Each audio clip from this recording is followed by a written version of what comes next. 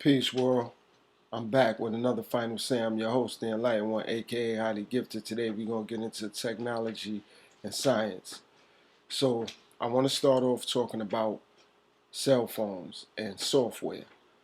I know everybody have heard tons and millions of videos about people saying what they can do with your phones, with the software, how the camera spy you, all that's factual. So, I'm going to get into that today. When we make calls, receive calls, text messages, we all have software on our phone, and we all have to give up more and more information. The more phones we buy, the more we use technology. So by the year 2025, they should have 6G available, and that's going to be internationally and global, where you can virtually reach out to people and do anything through the internet at like hyperwarp speed. You guys can look into it. Go on YouTube and type the year 2025 or the year 2030, etc. 2100 any year. Just go type that in.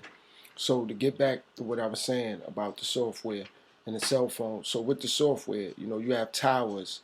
Now every time we make a call or we send a text message, that phone has to go through the tower for the message to be sent and for the person to receive it, so that text message can always be retrieved at any given moment from the people at the tower, wherever those towers are. And cell phones have to be able to pick up on towers and through towers for the phones calls to be let out to everybody and for them to receive it. So it's so many phone towers nowadays throughout the world. So that's why your software is easily picked up everywhere you go, and easily. That's how they're able to track people down so easily, because there's so many cell phone towers now. Your software is in just about every cell phone tower. So every time you send a text or you make a call or you on any sort of app, Facebook, Snapchat, TikTok, whatever, however, they're able to find when the last time you did something. That's how people be like, I wasn't even over there for 2 or 3 hours. How they knew? Because the cell phone towers are picking up when you last used your phone in a specific area. So it don't matter what state or even what country. Definitely when they get to 6G, that's not going to matter no more. They're going to be able to retrieve all your information. And that goes back to the microchips. That's why they want to implant the chips, so now they can actually read your body language. They can actually read what's on your mind, what you thinking, how you feeling, what you want to eat, what you want to do, in regards to your day, like, how you want to plan your day, how you want to end your day. And all that is beyond mankind now. That's beyond civilization now. That's why, they put out the movies they used to put out, Terminator and Robot and things like that, because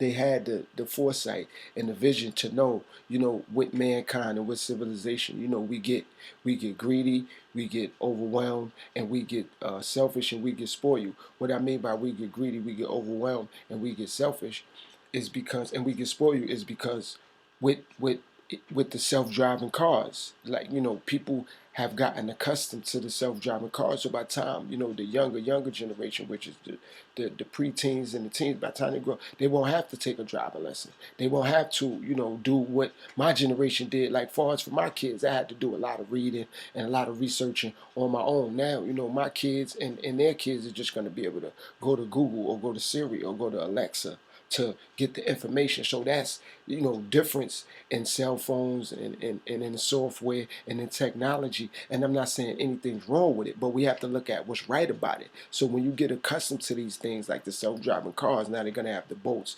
and the planes and other things that, will push us out the way. But in the beginning, it's going to look good and feel good, because we're not accustomed to having somebody here doing this and that for us, and it's not another person. It's going to be actually a drone or a robot or some sort of technology where it comes swiftly to our hand. And that comes back to us wanting things so quick and so fast and not being patient, to want to, always read through that book or always straight up and down do your homework without, being able to go through some sort of easy access resource to get answers for things. That's why, you have to work hard for things and work hard at things. So the harder you work at things and the harder you work for things, and they don't come as easy, you get to really see the true hard work for it. You get to see your true compassion. You get to see the true worth of it by going as hard as you go. But since technology has kicked in, and cell phones and laptops and tablets and other gadgets and websites and social media